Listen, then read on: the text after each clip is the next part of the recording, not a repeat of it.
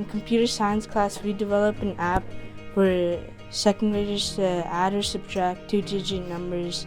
We're here today to help provide second graders with just helping them with knowledge and solving simple problems. I've had almost every student tell me that they wish they would do this in their class and that it would be very helpful to them, and I'm really proud of what we've done here and how we made this app. I'm really proud of our kids.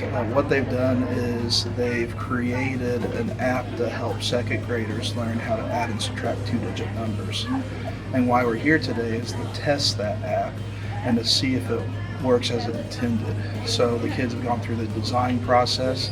Right now you can see that they're gathering data through a survey, and they're asking the second graders questions like, do you feel like this helped you, with your math skills? Would you add anything to this? Was there a part that was confusing and stuff? So getting that data back is really helping our kids learn if their designs and their projects worked or not.